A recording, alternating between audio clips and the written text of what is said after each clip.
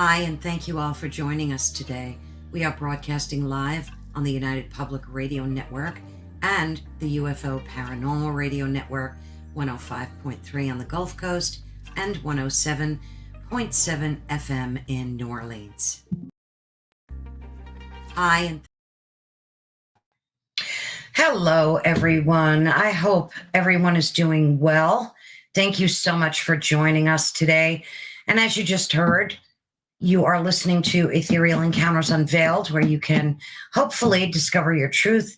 Today, we're broadcasting live on the United Public Radio Network and the UFO Paranormal Radio Network, which is 105.3 on the Gulf Coast and 107.7 FM in New Orleans. Please be sure to join us in one of our various chat rooms and connect with our guests today. We are streaming live, of course. You'll find us on many social media platforms such as Facebook, Twitter, YouTube, and so on. So please be sure, head on over to YouTube and subscribe. It really helps us out a lot when you do that. Today, we're so excited because we're going to be talking to Mark Christopher Lee again. I've had the pleasure to interview him in the past, at least 2 times. He's a great authority on UFOs, a ufologist. And he recently released a movie called God versus Aliens.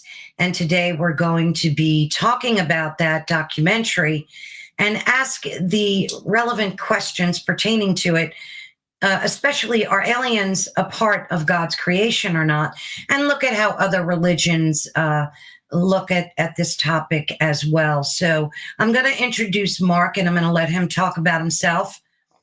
Hey, Mark, how are you, dear? Hi, Caroline. Thank you for having me back on. And looking forward to this conversation. Of course, we're so excited to have you on our new platform. Of course, we're going to get to your documentary, which will be the crux of what we speak about. But I want to let folks hear about your background, especially your music background, since it's such a big part of your life, and you're very kind of famous for the work that you've done in it. And I'm going to remove myself for a minute or two and let you have that. Sure, yeah. I've been a musician for 30 odd years, mostly in a band called the Pocket Gods, and basically an indie pop band from the UK. There was a famous BBC DJ called John Peel who discovered us. But our claim to fame is that we started campaigning for fair royalties from the likes of Spotify for music streaming because we got paid so little. So we did a campaign of just writing 30-second songs because that's when Spotify pays out a royalty. So why write longer songs as it's so small? And then we did an album with 1,000 songs on, 30 seconds long, which got the Guinness World Record for most songs on an album, which is quite mad. And we've done about 76 albums now. And about, 6,000 songs or something crazy like that. It all used to be on Spotify, but because they're not paying us, I've taken all the stuff off. But it's on other platforms, and there's a CD, vinyls out there to buy, including our £1 million album. We released one album for £1 million, which is on sale in our local record shop in St Albans. And the idea being, if someone buys it, we'll set up our own fair pay streaming service to rival Spotify. Well, kind of. Anyway, so that's where I come from. And then I started making films, mostly to tell the story of my band. There's one called Inspired, the 30-second song movie. It's on YouTube Movies. But then I thought I'm going to start making films about my passion, which is UFOs and the paranormal, and trying to investigate about what it's all about. And that's what my films have been about, really, and including this one, God versus Aliens, which is out on Tubi in the US. So please check it out. It's a passion of mine, and I've got lots more films coming. Is that enough, Caroline? Thank you so much. I wanted to we'll get to it. I want to show a little clip of your movie. Of course, I watched it. I watched it 2 times. There was a lot of very profound information in there. made you think a lot about, and it's a big topic right now too, especially because the Vatican has made some comments about if indeed there are aliens, that they would be treated with love and considered God's creatures and stuff like that. Before we get into that, now I've watched your other documentaries too, and they're all excellent. I will have the link is running across the screen, as well as it will be in the description of this video on YouTube. So you'll definitely be able to find it there. But what prompted you to create God versus Aliens? Like, what was the driving force for you to delve into this branch of ufology? Yeah, I mean, mostly because what was going on really with regards to disclosure, more so in the US and the UK, that we're getting very close to some sort of either disclosure or first contact. Something big is going to happen very, very soon. And I was just, looking at, being a Christian myself, I was looking at what implications does that have for Christians, for other, religious people. How does it impact on their faith? The fact that we will no longer be the only intelligent life in the universe. Are there, spiritual aspects to it? What would we do, and what would the church do, and the various, the Jewish faith, the Islamic faith, how would they react? So that was the idea behind the film, but then also pushing it a bit further in terms of, the paranormal possibly aspect of UFOs, and also looking at maybe we've already been visited before, and there's lots of alien UFO references in the Bible and in the Old Testament, in the Torah, and even the Quran. So maybe it's not something new. Maybe God is has created life in the universe everywhere, and it's been visiting us. And there's so much to talk about in the film, and it was difficult to make because I wanted to get it just over an hour, so I didn't want to be too long, and I wanted to get it balanced as well, because coming from a Christian perspective, I also wanted to be open-minded. And we spoke to Seth Shostak, who's the director of SETI, and get his take on it. And for instance, he doesn't think there's any evidence that we've been visited at all. So I kind of wanted to get the balance in there, rather than just be my kind of diatribe of what I believe. I wanted to get other people's viewpoints on there. So that was the idea behind it. And I think it works. And just let me know if you do watch it. Let me know what you think, because it's an ongoing thing, and I intend to do a follow-up to it as well, because I've obtained more information, spoke to more people, and it's constantly changing. So yeah, thank you. Has it changed your perspectives on your own religious beliefs or spirituality, like after you did all this research? Not particularly on mine, because I always had that open mind. I've always been open to the fact that if God created the universe, He created everything in it, including intelligent life. So it's all falls under His domain, whatever God is. So I never saw an issue with it, really. And because I'd already seen various passages in the Bible, and even the New Testament, and Jesus and His powers, and just think there's something to that, something more to that than just what is the Son of God. I mean, by definition, Jesus is by the virgin birth and the Star of Bethlehem. There's something kind of extraterrestrial anyway about the whole story anyway, and the Magi. It's so I've always had that belief that there's more to it than just this is the Bible, this is the Word of God, and so I've always had that open mind. Yeah, that's good. I think most people that are into ufology feel that it's not. I mean, they have a lot of commentary that it would dramatically change and impact us globally, like if disclosure to be, but a lot of people that are already into this and believe in their existence, I don't think it would dramatically impact them. Sure. I mean, I do think it would impact ordinary people to some extent. Yeah. I think the church all the main religions, I would say, they're all prepared for it. That's what I found out. It's not like a big shock anymore. And I've just been recently speaking to an Islamic scholar, an imam, and he's very open-minded to the fact that there's going to be alien life. Probably see it soon. It's all part of God's creation. So I think the world's main religions, are behind it. I mean, whether that's because they know it's going to happen, they've got to get a plan because they don't want to lose their power and authority. Maybe that's part of it as well. And there's no kind of stopping it now. But I mean, look at the Hindu faith, the Buddhist faith; they've always been open to it anyway.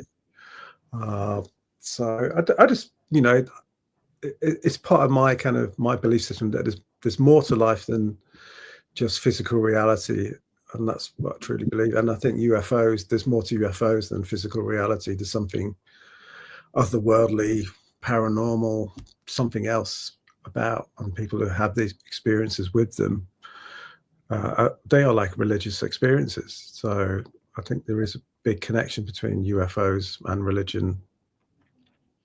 Yeah, some ufologists believe that it would create like a worldwide panic. Who knows? Maybe they would start setting things on fire and acting crazy. Yeah, I mean, you guys have just had that New Jersey kind of panic thing going on, which kind of showed you that it's going to have some effects. I mean, maybe that was just a big psyops operation by, could have been, just to see what the reaction would be, whether people are ready for it. So I don't like the way they handled that whole thing. It went on for weeks, and then finally the government in the United States made a statement that it was all overseen by the U.S. government. So no, and it was like this blanket statement, and then everybody is supposed to be okay with that. That's like a bunch of hogwash to me. But and I know a lot of people were not happy with that blanket answer, but they do the same thing, Mark, with disclosure.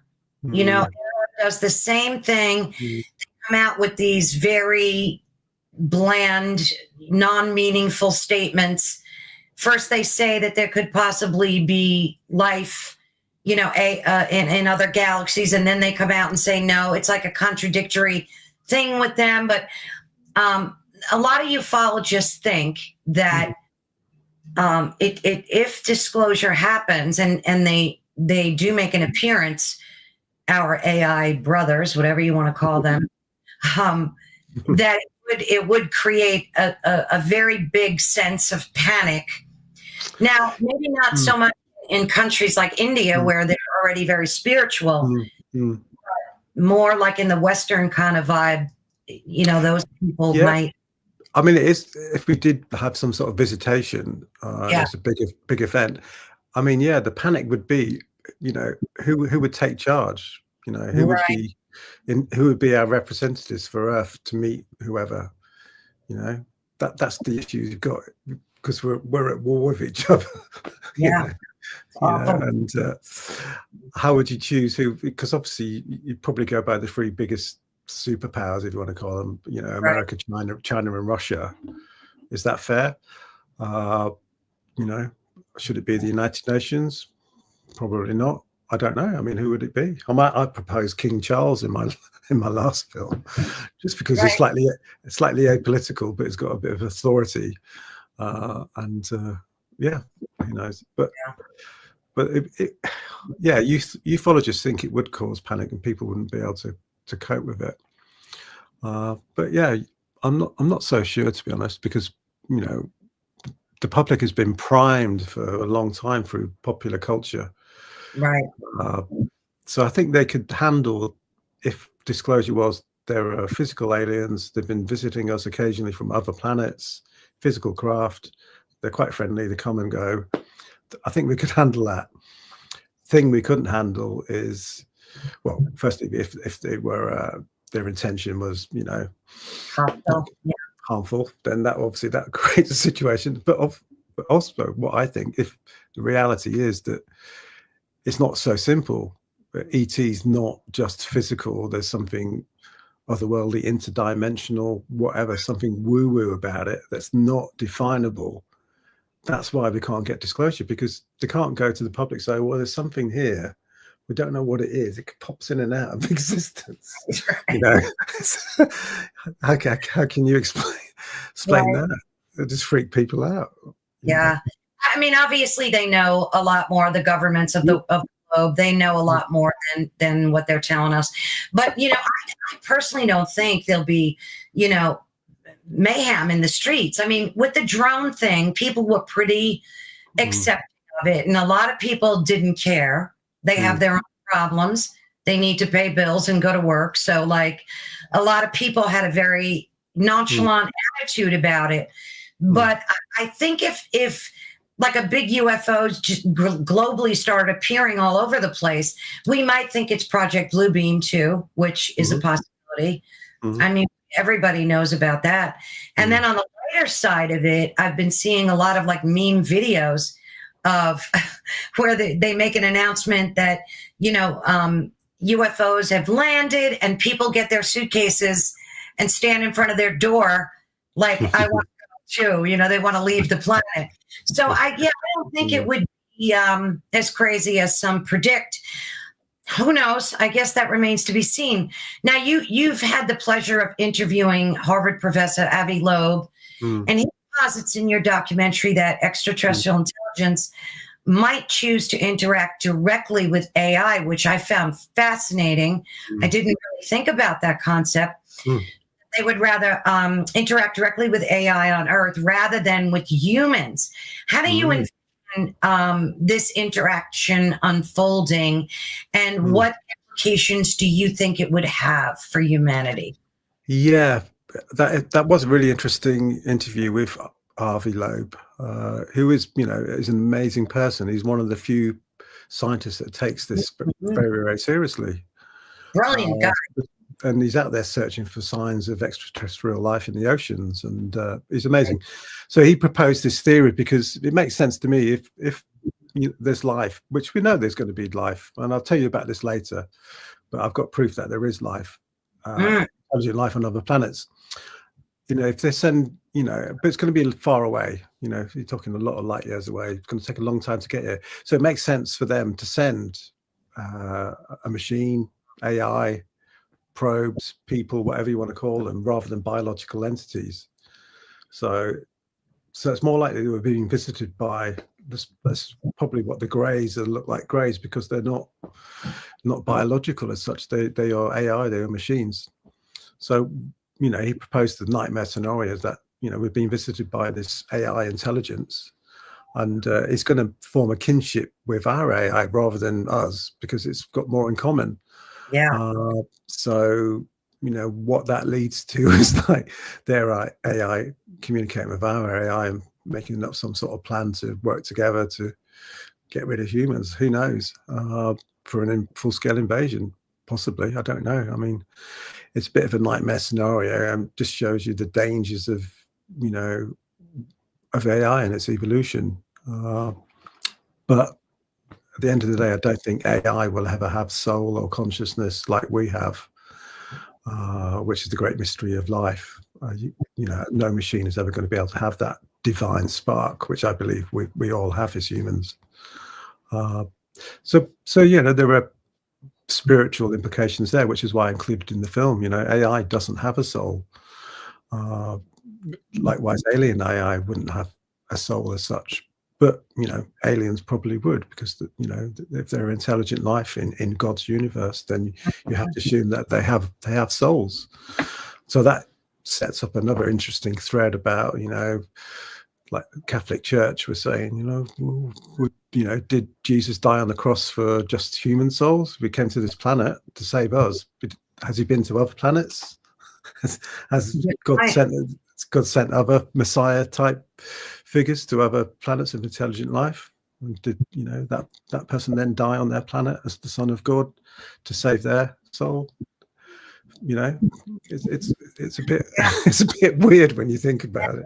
When you think about it, I mean, and what if we're thinking about like sentient beings in in a way that we understand consciousness, spirituality.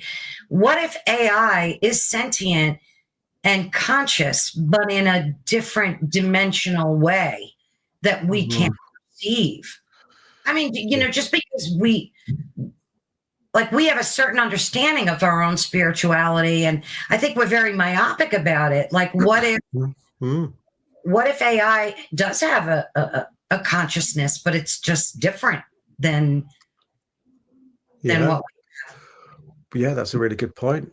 But then, if you're saying that, then you're saying it's possible to create soul, to create that consciousness out of nothing, really, because AI is basically evolved from machines, from matter, and somehow what's given it that consciousness, whereas the divine spark is, what's that, sorry? Aren't we giving it that? Maybe that's maybe we're indirectly making it conscious, but just in a different dimensional aspect. I don't know. No, that's a really good point. It's very complicated. It's very I think complicated. I think I'll go into that in the next film. That's a really good point. Yeah. I think about these things, when I'm sitting here by myself, trying to figure stuff out. Doesn't always work, but yeah, I don't know. I try to be very open and understanding and not think that everything is demonic, and because we have that whole aspect too. So and I think I might have asked you this during our last conversation, if you thought that ETs were demonic or angelic, and I know you touched upon that in your film as well. But let's reiterate, now that you've created this documentary, what's your take on that? Do you see, has anything changed for you? Possibly. I mean, the more you get into this and start studying it, the weirder it gets, and you're never completely sure of what of what is right, I guess. I mean, the whole demonic ETs thing came from this secret organization called the Collins Elite. It's in the film God vs. Aliens, and there's an author called Nick Redfern who investigated them and found that basically they were based in America at Wright-Patterson Air Force Base, and they took control of the Roswell craft and things like that. Anyway, they were convinced that ETs were demonic. They were Satan's minions and should be left well alone. And this Collins Elite still exists now. It's got members in Congress and in the defense industries, and this is why they don't want disclosure or to investigate UFOs, and which is why we probably won't get disclosure, because there's that element, and it's by evangelical Christians, a lot of them.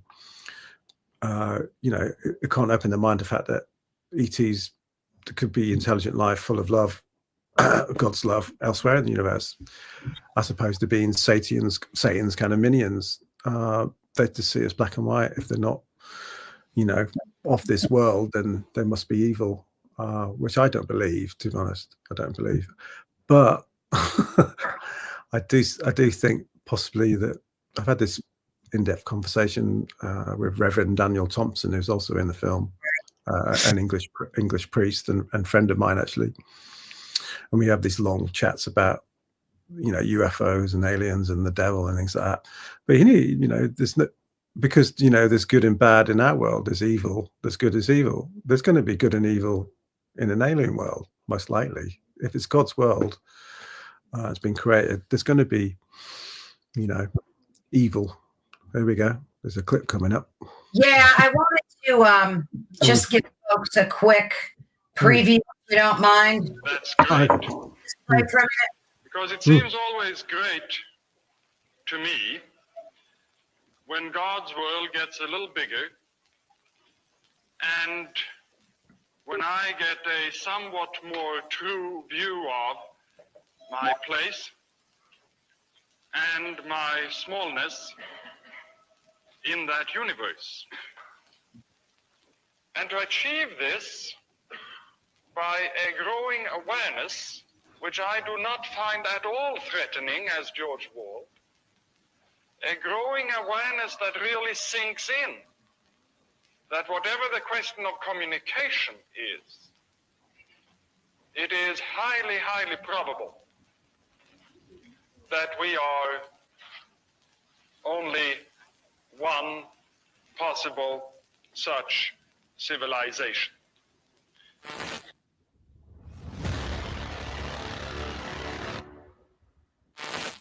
The ETs were not mechanical, they were not devices, they were not flying machines from other realities or dimensions.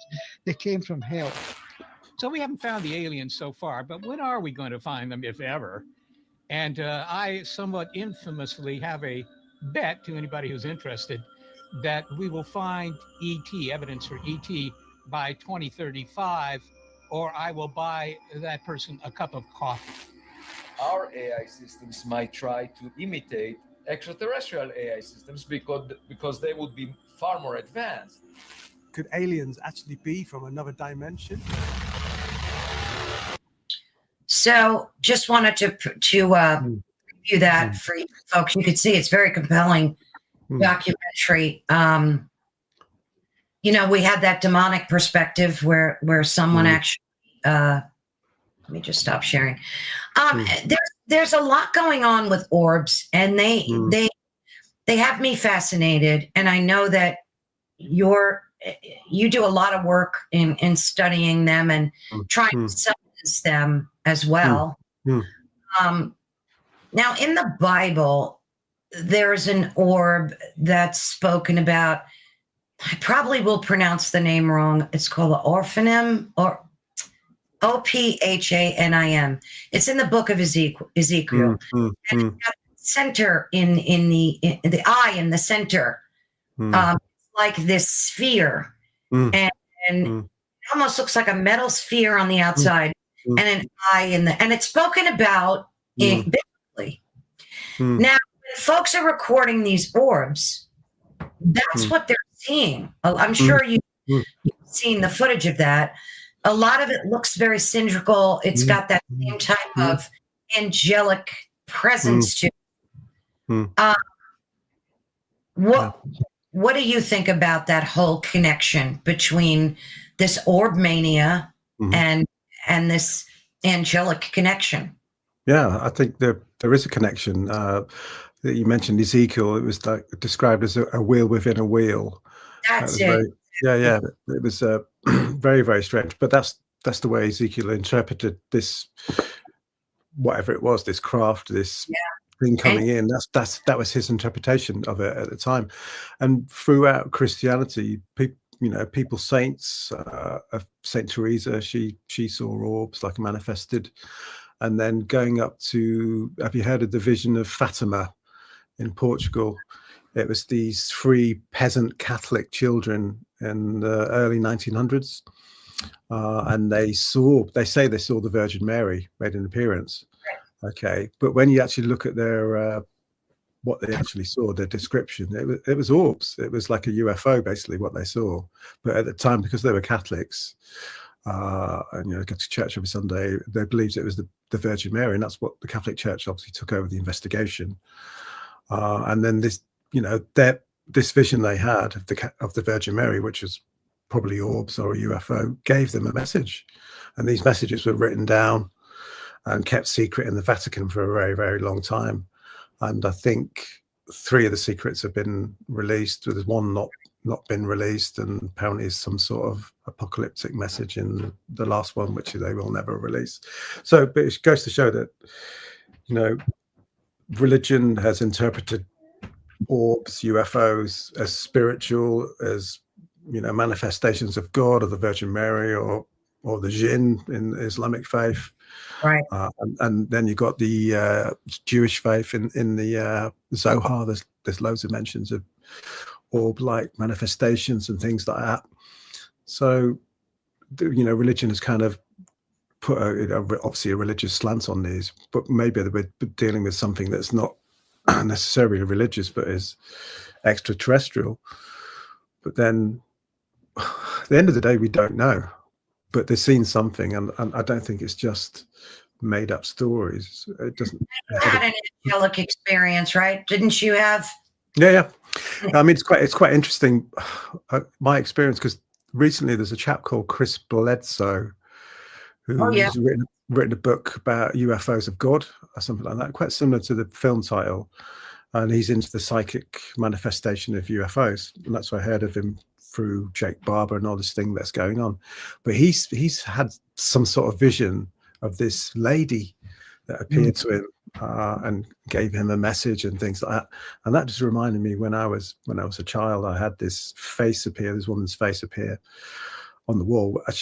At the time when I was 4 or 5, I thought it was an angel. You know, I had a kind of a religious upbringing, so that's my interpretation. I thought it was an angelic, and it kind of gave me a message. And then the next day, my life kind of changed for the worse. I won't go into the details, but for me, it was an angelic warning, a message. But you know, looking at it now, other people have seen this vision of this lady, this blue lady.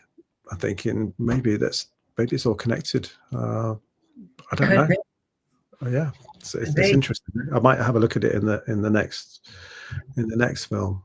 But yeah, the orbs is interesting, and like you said, I've been looking into how to manifest, because people, I've interviewed people that say through the CE5, close encounters, the fifth kind, through meditation, getting into the right meditative state, you can actually summon and call UFOs orbs. And obviously, I was a bit skeptical. I mean, you know, for your listeners, I do have a science degree, so I'm quite rational. So I don't it doesn't make sense to me. But then maybe there is a psychic element to it all. So I did try it out a few times and had various success. So there's definitely something to it. And we just tried it out recently at Rendlesham Forest, which is my new film. People don't know Rendlesham Forest is like the UK's Roswell. Though, you know, the people that experienced it were American, actually, Air Force servicemen. In 1980, it was height of the Cold War.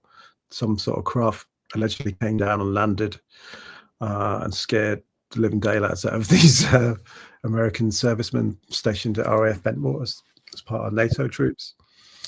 And it's, you know, story's been ongoing since 1980. But my interest in it was that people have been back to this forest since and meditated and manifested a pyramidical UFO, orbs, rocks falling from the sky. These incredible people. I've seen photographs, I've seen videos. It's all in our new film. And so we went and tested it out ourselves, and we had some really weird stuff happen. So there's something to it. But how? But then that's why it makes me think there is some sort of otherworldly, paranormal, psychic element to the whole experience. It's not just physical craft from other planets. That's the only way I can make sense of it. But then I've been doing more research into this thing called the pineal gland in the brain, and that kind of acts as a transmitter and receiver. Especially when you're in a deep meditative state, it heightens. So maybe that's the way they can connect, and we can connect. I don't know. I 110% believe that the pineal gland is our third eye, so to speak. And I also believe that it's been intentionally, I know there's a lot of people going to say conspiracy theory, but my personal belief that it's been intentionally calcified because of the fluoridation of our water systems. That's, been scientifically proven that it does cause calcification, because the governments globally do not want us to have intuitive abilities. They don't want us to connect spiritually with each other because it empowers us, in unity. And if you look at recent whistleblowers like Jake Barber, who I admire greatly, he proved that the governments are using psionics, which is telepathy. I mean, it's actual program that governments are using. The decades of remote viewing that governments are using as well. So in the Bible, Jesus also said that we are capable of this and more. We are capable of miracles and more. I Mm. mean, Jesus even told us that. Mm. So I don't doubt at all that we can summon these angelic beings. Sure, that makes sense. I mean, maybe that's why children are more open to this phenomena, because they Absolutely. haven't had that pineal Absolutely. glands kind of, well, they haven't had the whole spiritual aspects kicked out of them, I guess, as well. Yeah, they're not spiritual either. You know, Mm. when you become an adult, you get very jaded and tainted. So, yeah, absolutely. Become more material, don't you? I mean, there's a good point about the fluoridation. I wonder if, because you've got RFK Jr. now as health secretary, I think he wants to get, which could be a positive thing, because I've seen lots of reports about that. I mean, luckily where we are, we don't have that. I mean, we don't have fluoride in our toothpaste, but we don't have fluoride in our water. So, but the other thing, I've my business partner Guy is in the films as well. He says there's a link between Diet Coke and then there's a drug in diet drinks called phenylalanine or something that also represses the pineal gland. Yeah. So yeah. I think our whole food pyramid and everything that I remember raising my kids and not having to worry about, I mean, my kids are grown, grown adults now, but I never thought or worried about red dye 40, red dye 3, buying cereal for them. I just think over the decades, it's become so prevalent where our food is it's not food anymore. It's just a chemical nightmare. And JFK hopefully will help do that.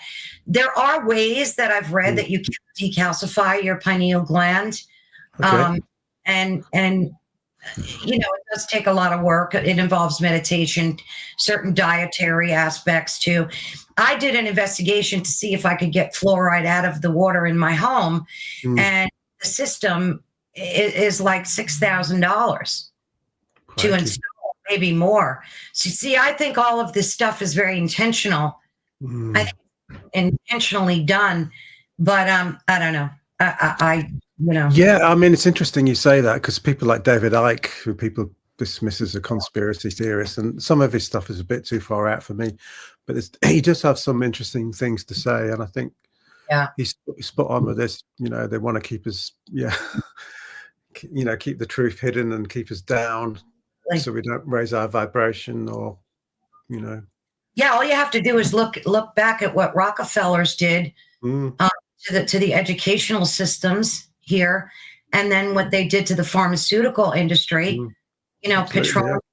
They wanted petroleum-based pharmaceuticals, and they took everything holistic out of the medical journals. They didn't want you reaching for plant-based resolutions. Rather, if you have a cold, they want you to take a pharmaceutical instead of the patent on it, so they can make money. I know, and then feed people chemicals in food so they get ill and then have to buy all the drugs it's a perpetual cycle. I mean, hopefully that will change, but How has the audience responded to your documentary so far? Did you show this at the Cannes Film Festival as well? Yeah, it went really, really well. It was like they actually ran out of posters because people were going around stealing all the posters. Nice. Which is really cool. Which is really cool. So it's had a fabulous reception, because it's, at the end of the day, I just made the film myself. It doesn't have a budget. It was just my passion. My films now are more, I guess, polished, but this one is, the subject matter is so engaging. I guess that's why people love it, because I'm talking about weird stuff in a profound way, and it's like, whoa, gets people thinking. So I'm really, really pleased with it. And just if you haven't watched it, watch it and let me know it's free to watch on Tubi. So yeah, that's right. You can watch it on Tubi. You got to deal with a few commercials, but that's everywhere. So yeah, fair enough. Do you think mainstream religious institutions are prepared? I know we spoke about that before, but what do you think some of the biggest like theological challenges would be, say for like Catholicism? Let's go down that rabbit hole. I mean, I know the Vatican said, what they said, and they seem pretty open to it. But don't you think that would change the face of what we've been taught our whole lives? It would. Yeah, it definitely would. It would form a new branch of religion, exo-religion, because it's going to be interplanetary faith. It's not just going to be based on Earth. Are there going to be missionaries going out to other planets? I mean, I'm sure the Catholic Church wants that. So, like it went out to Africa and South America, I'm sure it'll want to conquer the universe. So, but I guess the issue is what would the aliens bring to the table? Would they kind of be evolved to such a level where they think, well, there is no God, there is this universe thing, and they have their own ideas on what to believe. Exactly. Well, would they impose it on us in a reverse colonialism? Possibly, because of that advanced their founders, they can probably do that. So that's one of the main issues, I think. What if religion is silly and it's just, I mean. Precisely, What did we do? Exactly. Would the aliens allow freedom of religion? They could present us with all the facts, though, that this religion doesn't work because of this, and this religion's rubbish. This is the way we found this is the right religion. Would they still let us do our thing? I don't know. I saw a very interesting study that really made. I still can't make too much sense of it in terms of changing my own personal belief system, but they took 2 groups of children and they had them videotaped and they put them in a room, and the teacher came out and said, okay, I'm going to put a piece of candy. I'm going to shorten it. I'm going to put a piece of candy here, and don't touch it until I come back in the room. Right. You're not allowed to have it. You're not allowed to touch it. So he left, and all the kids, I think 9 out of 10, took the candy and ate it. And then he put a chair in the room, and he went back in the room and he said, listen, there's a princess sitting in the chair. You can't see her. She's invisible. She's watching over you. So don't touch the candy until I come back, because you got the magical princess watching over you. None of the kids touched the candy. None of them. So you might ask, well, what does that mean? Is religion just an exercise in teaching? Exactly. So it has been, especially the Christian religion. I just, in this country, it was a way of just keeping the working class, the workers, subservient to the masters, and to get them to go to work every day on the fields. They go to church on a Sunday. Just to, give them the fear of hellfire if they disobeyed. Right. It was a good way of keeping population absolutely in control. Definitely. So that's a really good study, I think. So what happens if you take that away? I mean, it's less so nowadays, isn't it? Because there's less control, I guess. People have got more awareness of the earth, the universe, whatever, life and individual freedoms than we had 100 years ago. I don't know. I know a lot of atheists that are very moral, decent people. And I tend to believe, aside from, I'm Catholic too. I believe in Jesus. But I think that innately we are all moral people, and that people, you don't need to, like I said, there's a lot of atheists that are very moral, twisted people. So I think it's an intuitive part of our intuitive nature to be moral beings. But why is that? Is that because God or the Creator has seeded that in us, or is it, or are Right. we? And what is that seed? Is that extraterrestrial? Are we hybrids? I'm kind of more and more getting into that now, thinking it kind of makes sense, really, how we're so far different from the rest of the, creatures on the planet. It's like, why are we so different? And why did we kind of just evolve with, one moment we're covered in fur, the next we're not, even though we're still, running around hunting animals. It's just, yeah, it doesn't make sense, really. I still think there's a lot of history that There is. we don't know. No, I mean, it's a journey. It's all a part of our journey. But if you look at movies like 2001: A Space Odyssey, I remember seeing that as a teenager. Mm-hmm.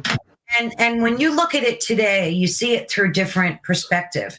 Mm-hmm. It's like Hollywood knew back then what the deal was, because if you look at it with the apes and smashing the skull and the slab, I'm sure you've probably seen that movie 100 times.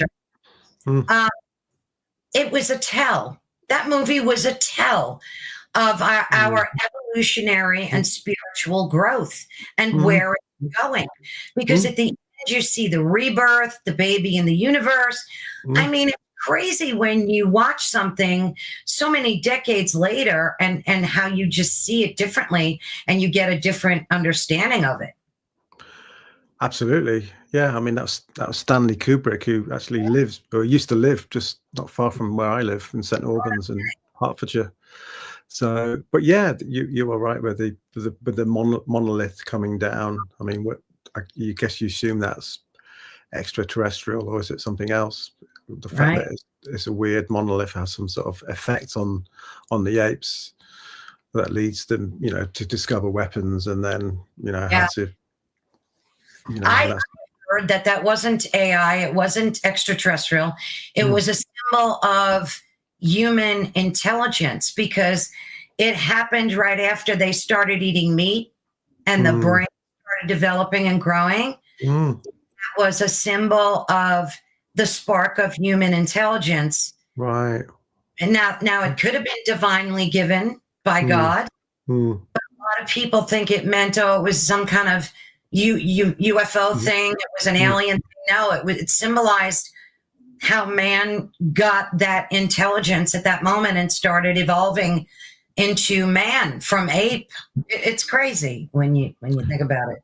It is crazy. I mean, the person who wrote the book, Sir Arthur C. Clarke, who wrote 2001: Space Odyssey, that the film's based on, he was the first person to kind of get me into all this stuff, really, because he had a TV series in the UK called Arthur C. Clarke's Mysterious World, and it was weird. It really was. And he was a proper kind of, because he was a scientist as well. He developed the communication satellite, so he was a hard-nosed scientist that wrote these science fiction books using science. But obviously he believed there was something else out there, and so he did this series on all the weird stuff like crystal skulls, Bigfoot. He did UFOs. He did ghosts and things like that. But he always had an open mind, and you kind of just in my mind, I think there's more to the this life than just material reality. So yeah, it's interesting you mentioned that film, because there was some sort of, I think there's been some sort of intervention. It's not just us evolving from apes. I think something came here. Well, I think basically life was seeded from elsewhere, panspermia theory, which is, Sir Francis Crick, one of the pioneers who discovered DNA. He believed in panspermia, and that makes sense to me, really. But and that makes sense to maybe our future is out there, back in the stars. I mean, I know Elon Musk wants to take us there, so. Panspermia's where life hit the Earth by meteors or asteroids, and it brought life that way, right? Isn't that the same type of? Well, possibly. That's one of the theories, but you think about that. That's one of the theories, but the other theory is that it was deliberately seeded. Oh, well, like aliens. by ETs? Yeah. That's what I think. I mean, you can go back to the ancient Sumerian texts, Right. The Anunnaki and all that humans were created basically to mine gold for the aliens. That whole thing's a little crazy for me because how could giants mate with humans? It doesn't seem a physically possible thing. I guess because, I mean, a few people suggested that there weren't physical giants. There were giants in terms of intellect and power. Well, physical giants? I mean, you see some of the doors. Yeah. That and the bones that they found are huge. But I mean, it's interesting, isn't it? But because there are this giant mythology all over the planet. It's not just in one place. And they've got the giants of Sardinia, and you've got the Nephilim in the Bible. The giants who mated with the women of the earth. I mean, that sounds like hybridization to me. But maybe it's maybe it is more symbolic. But I know what you're saying about the giant structures. I mean, it is all weird. And then I think last night I was watching something on Akhenaten, the Egyptian pharaoh. I don't know if you heard of him. It's this Egyptian Akhenaten who had this very kind of elongated face, basically looked like an alien. But he banished all the other Egyptian gods and just had Aten, the sun god. Yeah, it was a very, very weird time, and all these family looked really, really weird and odd. And then they tried to bring him out, right? Yeah. Him out of history. It's crazy. Yeah, there's something.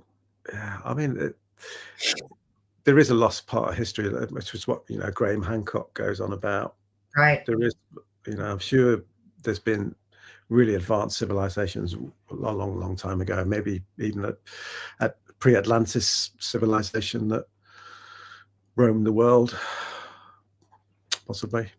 Yeah. Religion, unfortunately, creates a lot of divisiveness and divides us more, I think, than it does unifies us globally. Sure.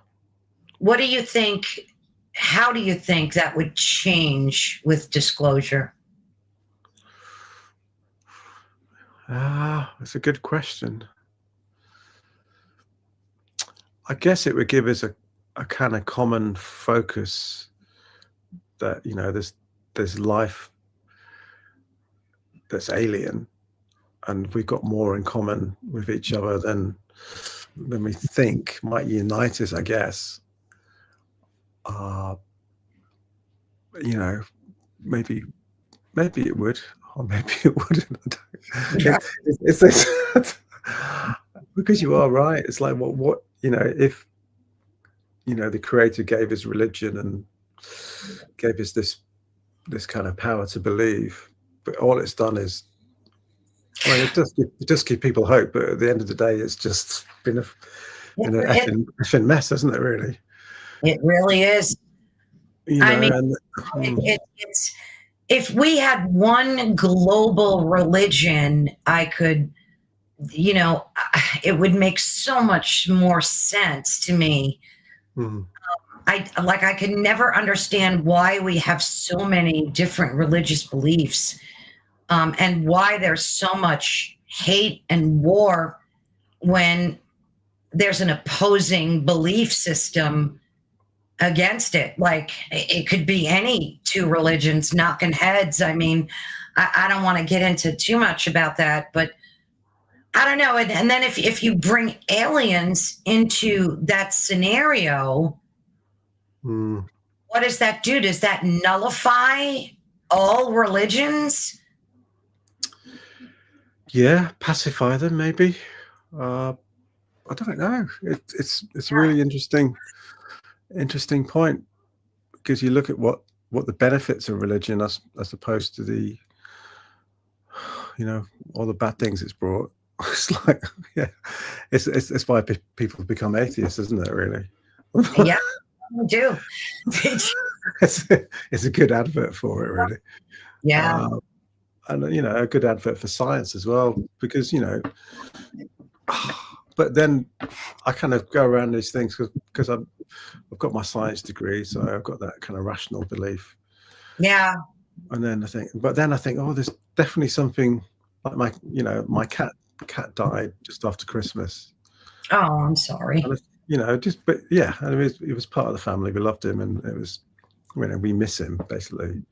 But it's like, I believe that he had a soul as an animal, had a life force.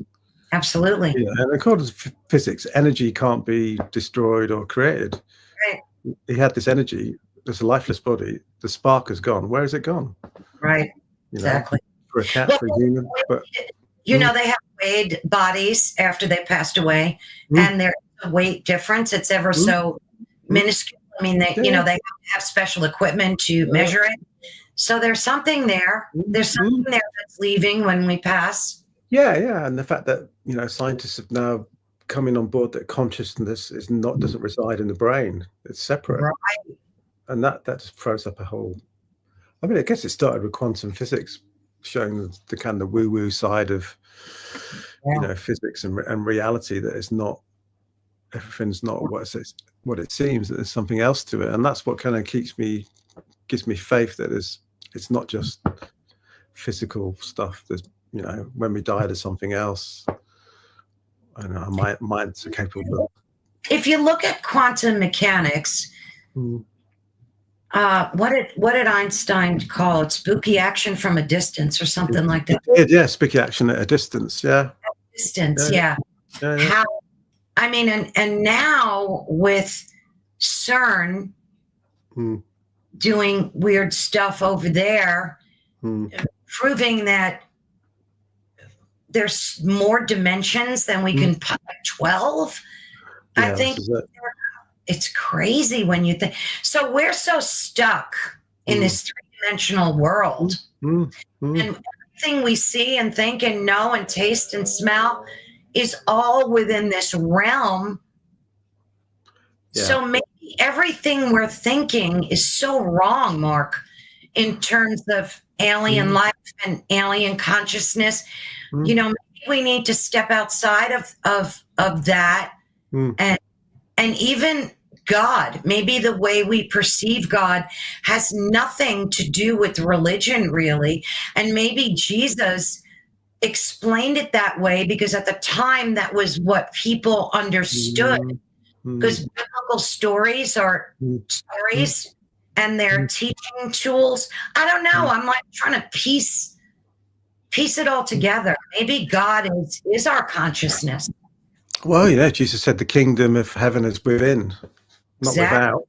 It's so going into the mind, into the quantum realm. Yeah. Maybe that's the whole psychic UFO thing, the psionics, like you said. Absolutely. This ties in with it. I think that's what the reality, but this is what the UFO thing is. It's not just physical craft from other planets. And that's the trouble with disclosure. If you got the proper disclosure, the US government, for instance, released the truth, then it's something well weird that would just change everything. Oh, Lord. I mean, but then would we want to go to work, do the normal things? I think, well, there's no point. We're just consciousness. We can just sit and meditate and expect stuff to come, use our minds. You see what I mean? We'll be in that realm as opposed to in the physical realm. We'll want to investigate it, explore it. You see what I mean? Well, they created this matrix. It was designed for us to work 8 hours a day, 40 hours a week, and, keep supplying the energy like we're batteries, right? Think about this. Elon Musk created a chip. He has 3 humans experimented on where he implanted this chip. And these people are now capable of computing by thought. Yeah. That's crazy. I mean, and people are not making a big deal about this. This to me should be front page news. So they can operate computers by thinking. That is mad, isn't it? I don't know what I think about that, really. But you mentioned the Matrix. I mean, I've also discovered there's a British scientist, I don't know if you heard of him, called Melvin Vopson, No. University of Portsmouth, and he's found evidence in basically in nature, in equations and formulas, in the building blocks of life, that basically life is a simulation. He's found mathematical evidence that we're in some sort of simulation game, whatever. This code basically that he's discovered that means it can't just be random. There's something that's created this game, this system, whatever, and we're in it. So that gives another slant on it. So where does that put the aliens? Are the aliens the creators, the players, or is God the creator? God is some guy at the end of the universe who's created this game, which we're all in, and then now it's time to introduce the next generation of aliens. They're going to start messing with you. I don't know. It's weird, isn't it? It's like the Truman Show, but on a universal level. It is like the Truman Show. Well, Google also discovered that we live in a simulation as well, because they have this new super fast computer. I forget what it's called. It's got some feminine Willow. It's called Willow, I believe. And they said it's a quantum-based computer. And they also said they discovered that we live in a simulation. Wow. What does that mean to you? What if that's the truth, Mark? What does that mean to you? Like, ponder that for 30 seconds. If you woke up tomorrow and found out you were living in a freaking simulation, what would that do to your religious beliefs? Yeah, it just means that we're physically trapped in the simulation, but then we still have this soul, this consciousness that could elevate to the other realms. So maybe this is just the physical matrix, life on this planet, in this solar system, whatever, in this physical realm. It's just one level of it, and this is the simulation. Then we ascend to the higher levels. I don't know. But what if the higher levels are part of the simulation? It's just a platform game, and we go up higher. Exactly. Oh, I don't know. It's so difficult, isn't it? Stuff, right? Crazy stuff. But I remember when I first went to college, and I had a professor said, and it stuck with me because it's so true. It's not the answer so much that matters, but it's the questions. And I've always based my life on that, because the questions prompt you to think and create. And, we're creators by nature. And I think we're going to create our answer. I really do. I think we're going to find a way to create the right answer. What about NDEs? What do you think about near-death experiences and religion? I'm not sure. I don't know. Yeah, I mean, I definitely think there's something to it.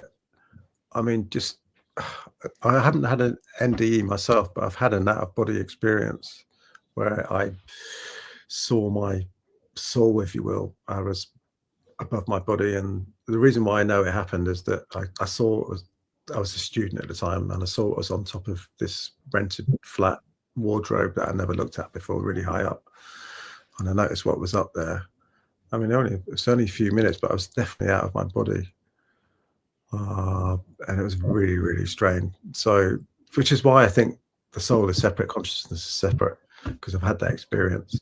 So yeah, I mean, I've looked at the NDEs. There's so many stories of people that have had them, and they've gone and then come back, but the brain and body's physically dead. And what's that famous doctor's name? What's his name? Evan Alexander. Yeah. His story is fascinating, isn't it? Where he's, he was a doctor, and it happened to him, and not with the doctor. He was like a brain. Yeah.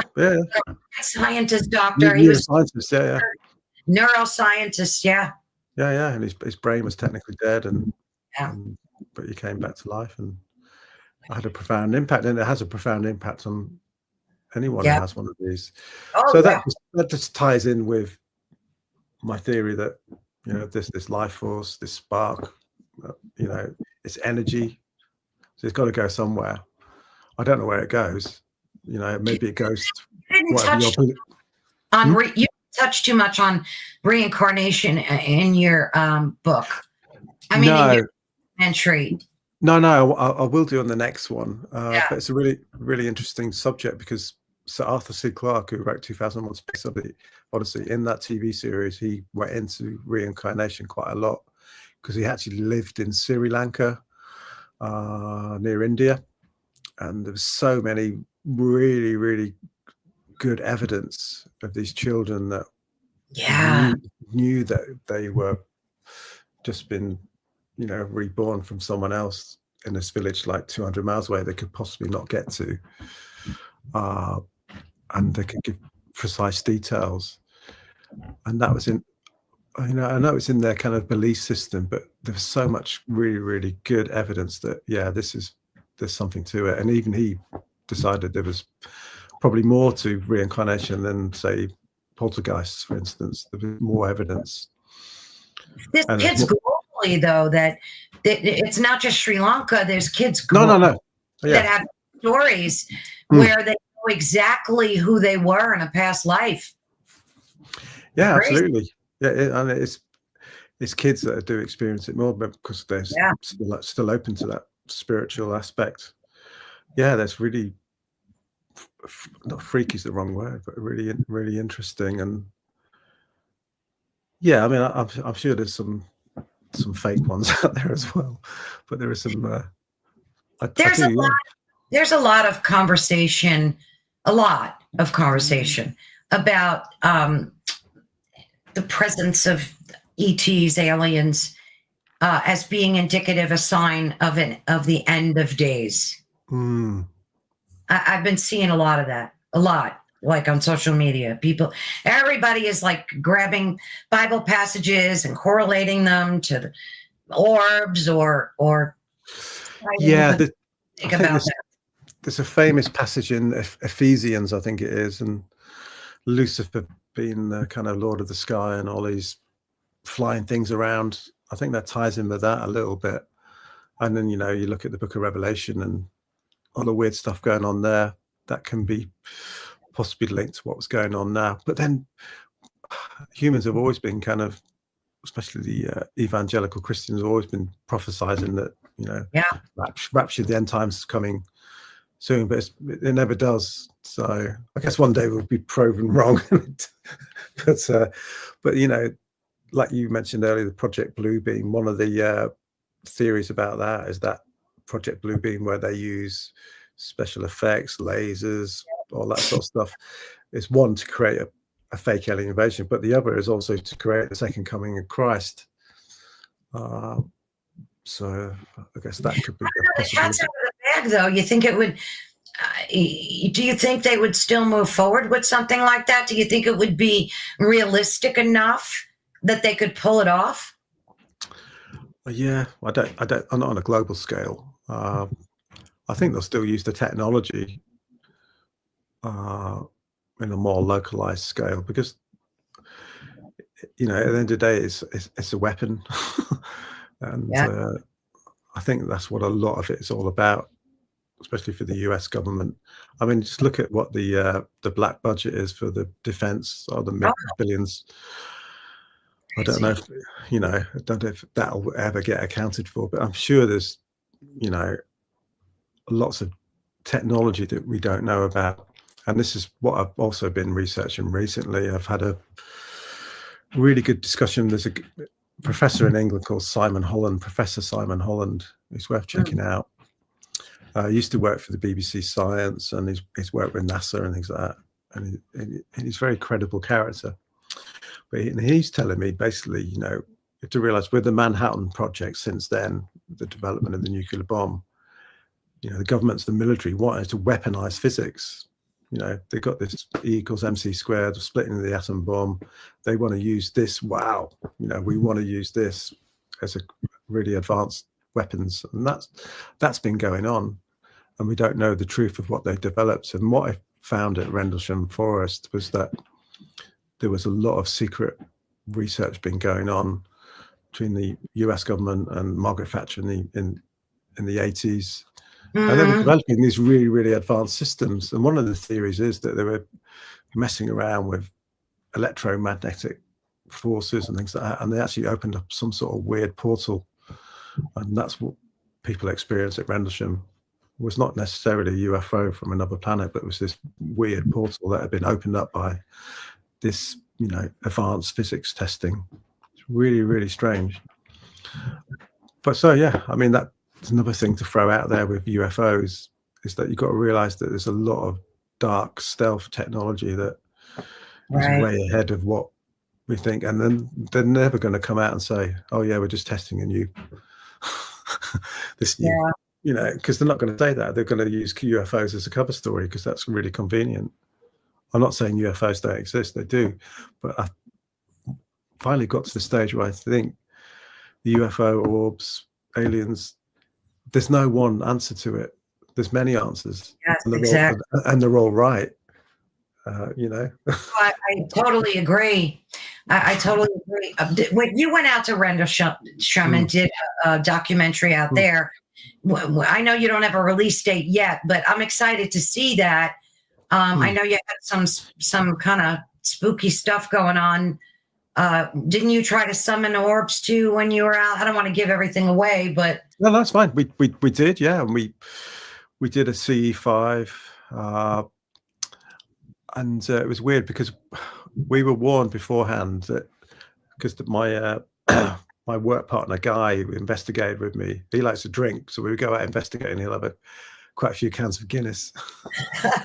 I'm teetotal. I don't drink anymore. So, but anyway, we were warned by this lady called Ray Dove. I don't know if you know her, but she's a CE5 practitioner. She worked under Dr. Greer, but she's really, really lovely and sweet, and she's had some amazing healing herself from, you know, basically making contact with ET.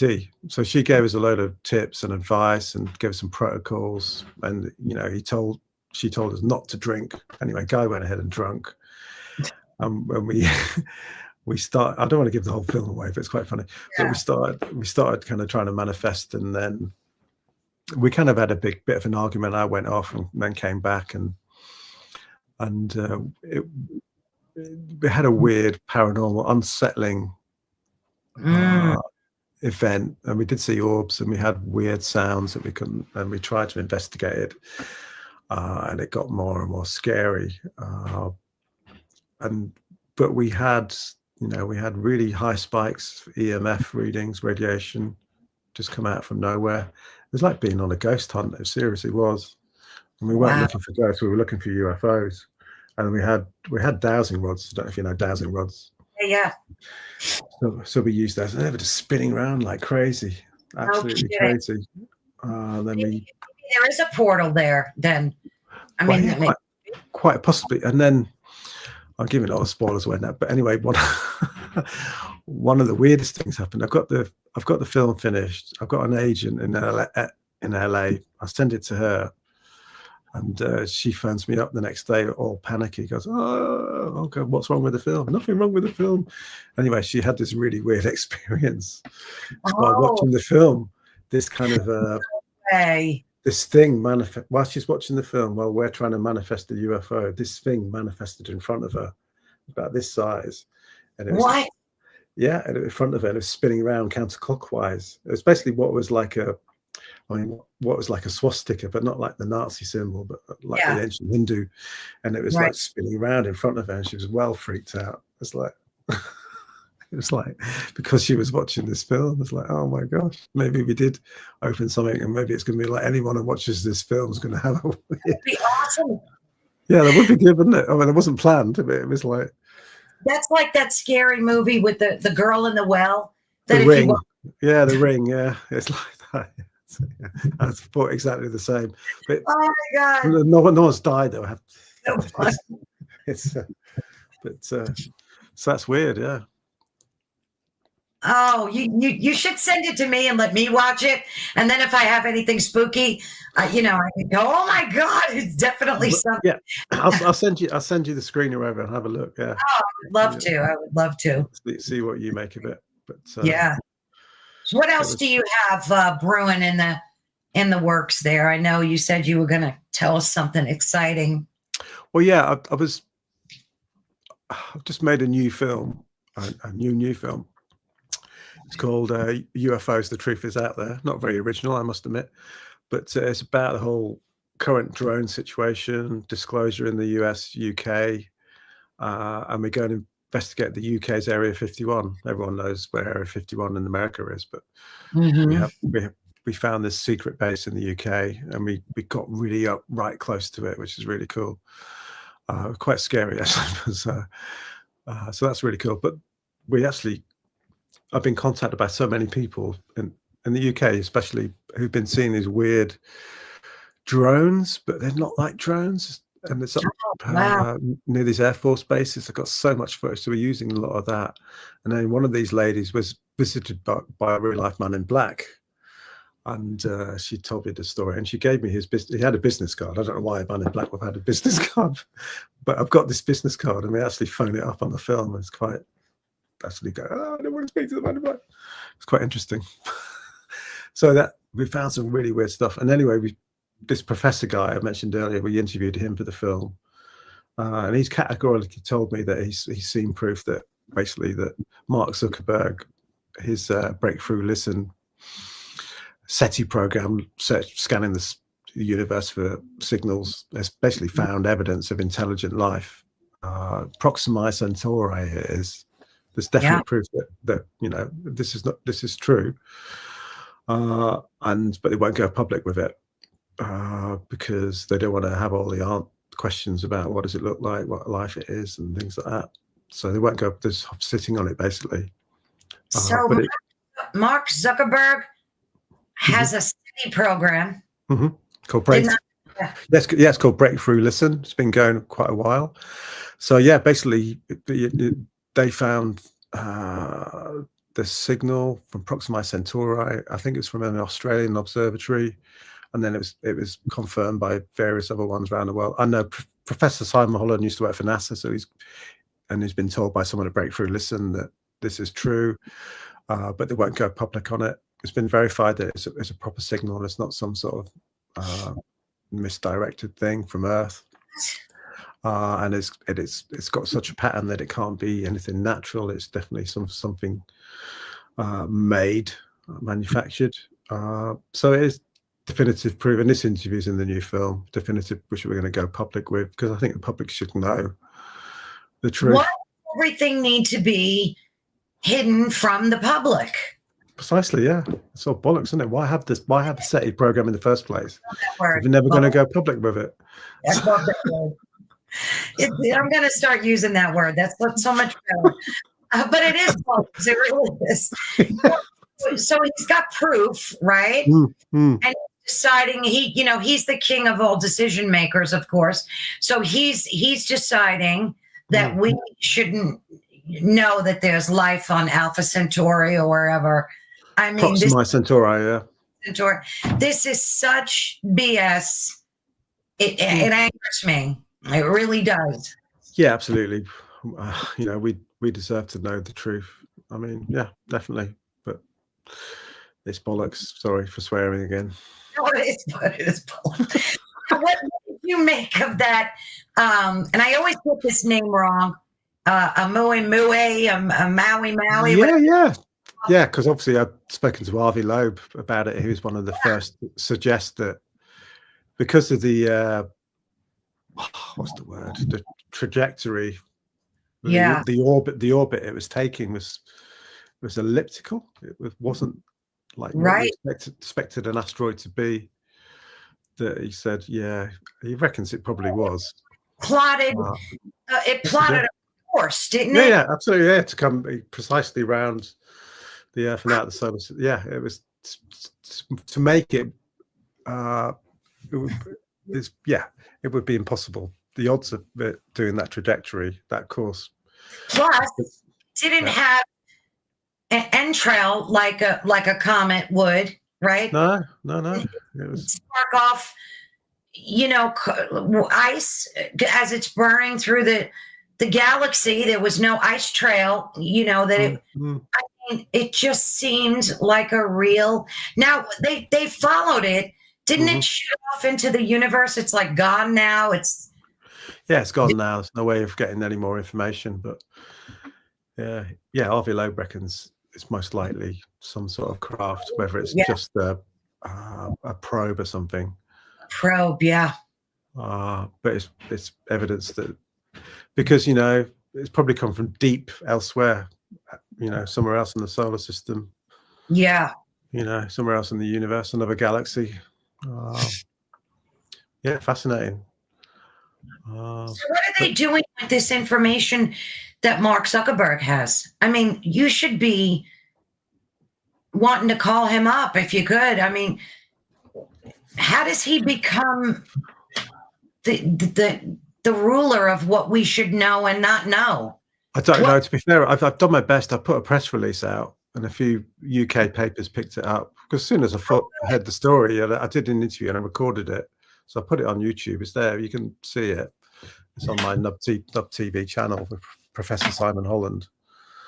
I thought, yeah, everyone needs to know. But yeah, it didn't gain any traction. We've got a few newspapers over here.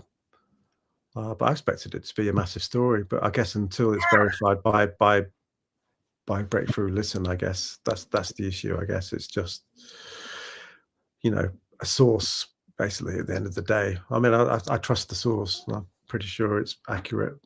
Yeah. It's just so interesting because we get these injections of information from legacy media, like about Google program discovering that we live in a multiverse or a multi-dimensional universe or a simulation, whatever.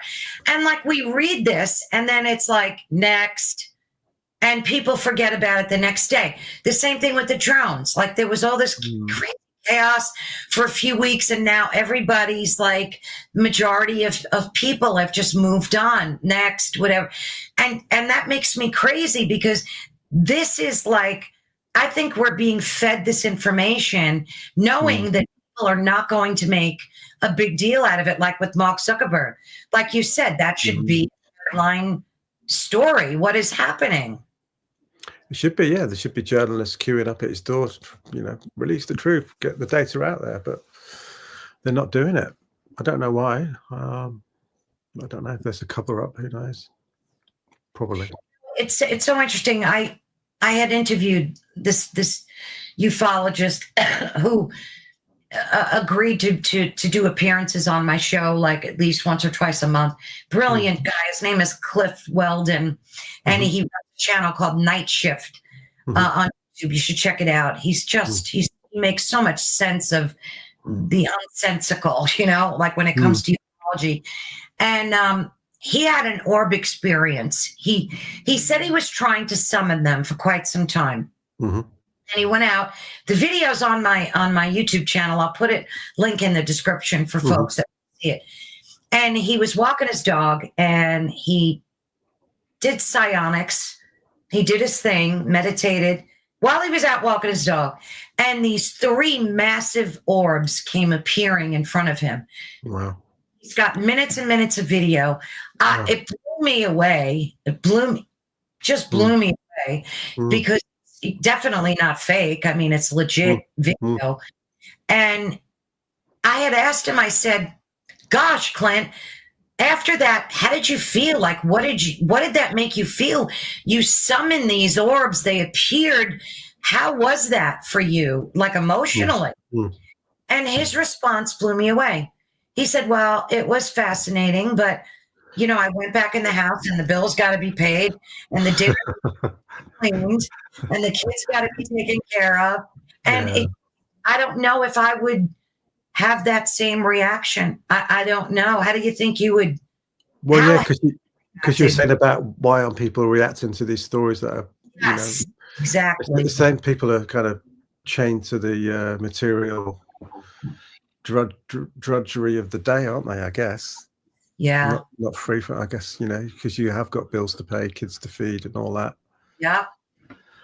And it's sad.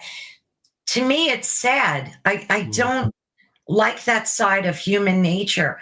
This should be one of the biggest stories in our lives. Yeah, I mean, if it was me, I want to get it out there. I want people to know about it. I want to share it. Absolutely. work is, right? Yeah. That's what all your documentaries are. That's what you're investing all your time and money and everything in to get the word out there, right? Absolutely, yeah, and get more people just questioning things. Really, like you said, questions are important. I don't pretend to have the answers. No one can. If someone in ufology says they know the answers, then they're lying. Exactly. Exactly. Yeah. Oh my word. But I So- also passionate about being democratic with this, but I don't want to, because I think in ufology there's a lot of kind of charismatic ego type figures that are trying to control things a little bit, and they want to be the Christ-like figure that releases the truth and it has that interview and does that. Are you talking about Greer in particular, or? Possibly, yeah. I know we don't want to burn any bridges here, but he does make it. I mean, even with a lot of the disclosure stuff, he makes it like about himself, and I think he's been told that before, so it's nothing new for him to hear. Yeah, but it's also, I mean, yeah, he's done some great work. Yeah. And the issue I have with is the whole. I know everyone has to make a living. Right. It's the money side of it. I don't see that as a good thing. Doing cruises, C5 cruises. I don't know. Is that a good idea? I just want people to come to the field at the back of my house, come and have a cup of tea, and so I'm not going to charge you. He's charging $5,000 interview, because I'm like, oh, I would love to interview him, and they're like, well, you got to pay $5,000 to get in line, because yeah, no, I got turned down the other day. Oh, did you? Yeah, and I mean, I was told by another UFO producer, and yeah, he'll if you do a film with him, he'll want half the film basically. So. Wow. See, to me, that's an absolute turn off right there. Yeah, and obviously he has. I understand, he's got value, and obviously the film would make more money. I understand the material side of things, but yeah, I don't know. I think when it comes to this topic, I don't think he should be blending the two. I mean, if he really cares about disclosure and cares about this subject, money should be very far in the rear for him, in the rearview mirror. But yeah, and to be fair, most ufologists are like that. There's a few that, I mean, for instance, one of my good friends, the first person that I interviewed 20, 30 years ago was Nick Pope. And he was really kind to me as a journalist at the time, doing my first, and said, yeah, and he's never charged me, and he's always been wonderful. I found time for me, even though he's on Ancient Aliens and things like that, I see him all over, because I love Ancient Aliens. I watch it all the time. Yeah. But I see him everywhere. Every UFO thing I watch, which is all I watch really, because television is such garbage. But I see Nick Pope, and I respect him greatly. I think he's so full of wisdom and intelligence. So, I'm so excited to be able to speak with him someday myself. So yeah, that would be really good. I think you should talk about his film. Absolutely, yeah. So what are you working on now, other than the Rendlesham thing? What's in the works for you? What are your dreams and hopes and aspirations?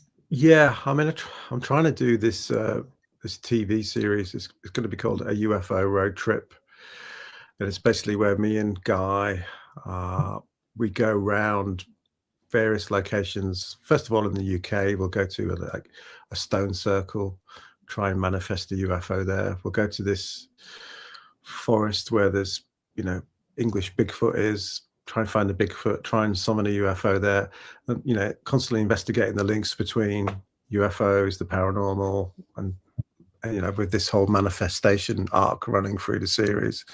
And then we'll be going up searching for Atlantis in the North Sea of England. Oh, nice. just things like that, bringing a more kind of archaeological, historical, mythological element to it, because there's obviously in Britain there's loads of history and myths and legends, and so we'll be tying that in with the UFO phenomena. So that's what we plan to do. We're just going to need to get someone behind it, because it's quite a big project, and we can't afford to do it. So. Oh yeah, absolutely. Have you talked to any like networks about it yet, or? Well, I'm hoping got people that are going to do it, because the trouble is when you're a independent filmmaker, that you can't approach Netflix or Tubi direct. They won't speak to you. You need an agent. So, and I do have an agent. It's just it all takes time. Yeah, no, it does. And I'm very much just want to get things out there, and that's the way I am. I'm very driven and just want to get things out. But then I've got to try and make a living as well. Yeah, I'll do a celebrity cruise in the North Sea. That's what I'm going to do. Yeah, right. Everyone wants to pay £5,000 a ticket. It's quite cold. A lot of people in the UFO field are doing this cruise thing, and they get a lot of people to sign up for it too. Yeah, I bet. Yeah. Okay. Yeah. Okay. Maybe we should do something together. I know. I think it would be brilliant. Yeah. I mean, like you said, you got to feed the family and pay the bills. Might as well make the best of it. I wasn't knocking Stephen Greer for doing that, but to me, that should be secondary. Like, the message should be primary. And then if the money comes in and you have ways to monetize stuff, absolutely go for it, Yeah, it's like I don't know. I can't criticize, but yeah, it's not the way I would do it. Yeah. Well, thankfully you have, some great documentaries out there. And of course I'll put the link to them in the description. Yeah. Appreciate that. I got it running across the screen too. Where folks can watch them. I've enjoyed every one of them. I think there were 4 so far. Mark, how many did you? There's a few. I just look. I think there's more on Amazon Prime than around Tubi. So there's the king of UFOs. I don't know if you've seen that one yet, about the royal family. Yeah, I think I interviewed you on that. Yeah, that's on Amazon Prime. That was great. Sure. Thanks. Yeah, that was good. I enjoyed making that one. And then I interviewed you on another one of your documentaries. Which one was that? Refresh my memory. I don't know. Was it the Paranormal UFO Connection? It doesn't ring a bell. No. I know I interviewed you on another one. I thought I saw 4 of them. I don't know why that number's sticking in my head, but yeah, I mean, I've done quite a few, to be honest. Not all of them on Tubi. It's quite a lot on Amazon. How do you get? Oh, so they're not all on Tubi then? They're kind of spread around. Yeah, I did one called UFO Encounters of the Fifth Kind. That's where we manifest the UFO in my. We've had some people. Let's see. I don't know. Somebody made a comment here. It's a man's universe when you keep it God instead. Nah, no thanks. That's pronoun related. Eating animals is not intelligent. Oh, Matthew. Eating animals is not intelligent. Well, that's not true, Matthew. And historically, when you look back to the evolution of not even historically, when you look back at the evolution of man, the minute man started eating meat, our brains grew, which prompted us to be intelligent beings. I mean, I know I've definitely seen study upon study that there is that correlation of us becoming carnivores and developing human intelligence. Okay. Maybe Matthew's suggesting that the next level of evolution is not eating meat. I don't think I could do that. Now that we're intelligent beings, I mean, are you a vegetarian, if you don't mind me asking? No. I'm not either, but I tried to be a vegetarian, but I didn't do it too well, and I kind of made myself sick. Sure. I mean, we only eat we only eat organic meat. Well, that's good. organic milk, and welfare treated animals, because obviously it's not a good idea to Way to treat do it. animals. Yeah. Yeah. Yeah. I mean, I love what Cahill Gibran had to say before you eat meat. You say a prayer and thank them for their sacrifice. And I always try to do that because I love animals. I've had dogs in my life, my whole life, and I respect animals and I don't like eating them.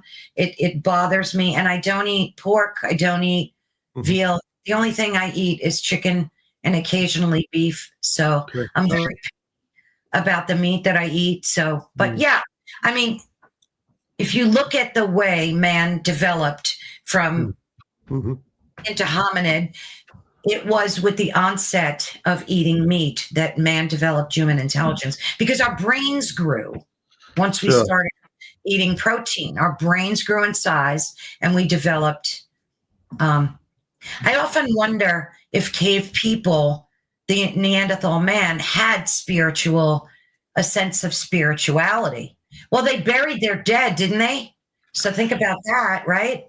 Yeah, and and what created them, because they now found Neanderthal cave paintings in Gibraltar, I think. Yeah. So even they were creating art. Yeah.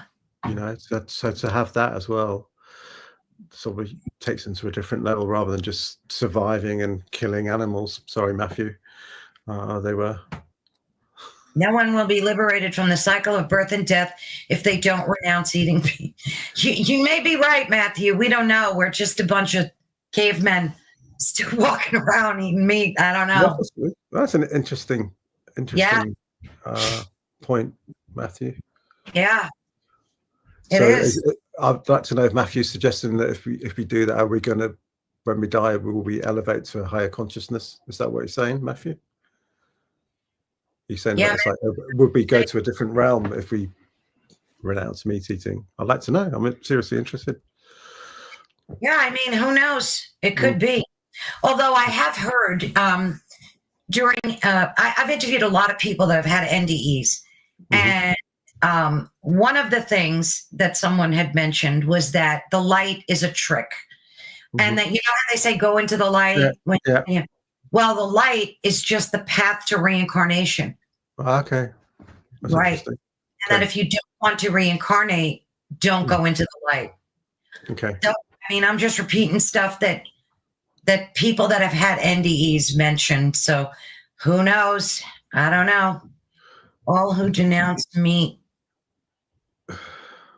Listen to the teachings of all the saints and sages who all denounce meat eating. Okay. Oh, I see that. Yeah. Yes, if we reduce our karma. If we become vegan and reduce our karma, there's a better chance to be liberated. Okay. So Matthew, what sort of spirituality are you practicing? What do you suggest? So if we become vegan, I can understand that. Reduce our karma. So I'd just like to get your thoughts on how we ascend to the higher realms. Yeah, would alien beings, human alien beings from the higher realm, are they going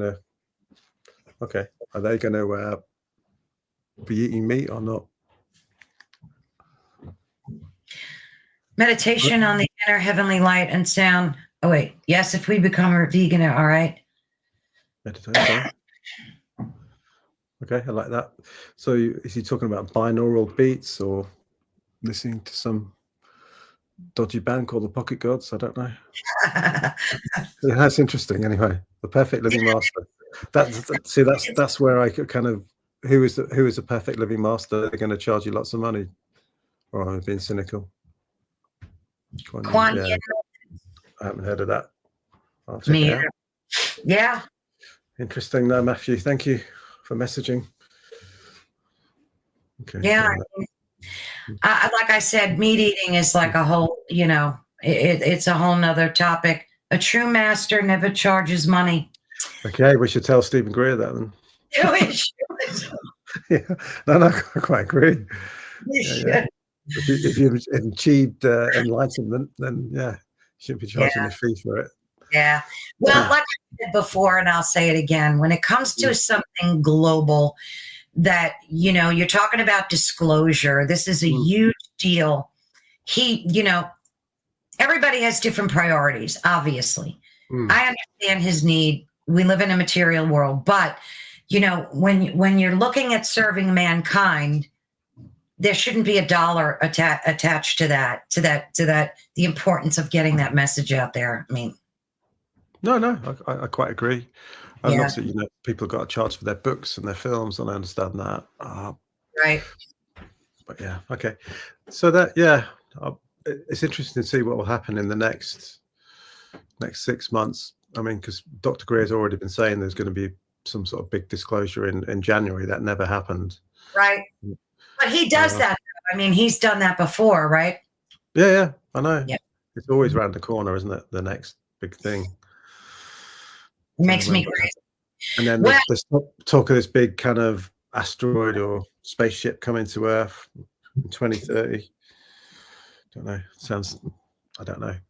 I don't know. Tomorrow I'm interviewing a doctor who specializes in EMF attacks, and it's kind of scary. EMP attacks, electric pulses, and it's a very scary thing. He's saying, and I hope folks tune in to watch that, because he's written many books. He's an authority on it. And he's like, we're underprepared. We're not ready for these types of things. They're definitely going to happen. They have these weapons already in play. I mean, there's a lot. So, I don't know. Who has these weapons? Us or? Governments across the globe. Right, yeah, okay. These weapons are already in the works. I mean, I've seen video of them shooting from space, these electromagnetic pulses. So, and I know they're not fake; they're legit. So that we have the technology; it's there, but it's very scary when you hear what this doctor has to say. It's not good, because we're underprepared. We're not prepared for this. Well, that sounds interesting. I mean, that goes back to what we were saying about the weaponization of physics. Yes, trying to use science to create more weapons. I mean, maybe that's to hold off an alien invasion. Who knows? Yeah. So Matthew is giving some advice here. Look into the teachings of Supreme Master Ching Hai, who imparts the true method for enlightenment, free of charge to sincere. Yeah, well, if you're serious aspirants, yep. Thank you, Matthew. We appreciate that. Well, Mark, thank you so much. I always have such an enjoyable conversation. Yeah, been a lot of fun.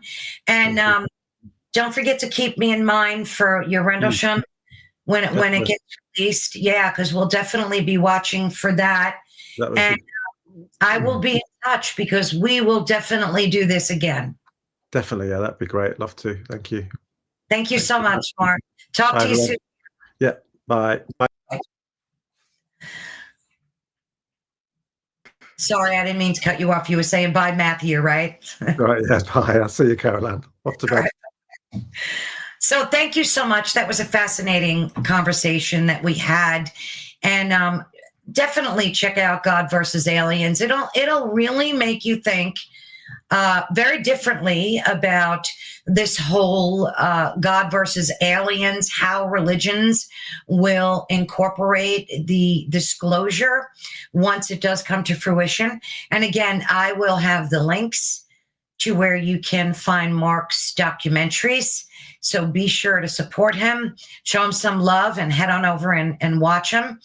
And thank you again for joining us at Ethereal Encounters Unveiled, where you can discover your truth. Today, we broadcast live on the United Public Radio Network and the UFO Paranormal Radio Network, which is 105.3 on the Gulf Coast and 107.7 FM in New Orleans. And of course, come here, Oliver. I have to end my show. Come here. And let Oliver say hello to you all. He got a nice bath the other day, and he's all handsome and groomed. And he's such a good boy. But thank you so much again for watching, and stay tuned for us every Thursday. We are live between the hours of 5 and 7. And then Fridays, we have pre-recorded shows between the hours of 3 and 5 p.m. Eastern Standard Time. And of course, I'm in the chat, so I will be there to answer any questions. And you all have a blessed and wonderful rest of your day. Thank you so much. Bye.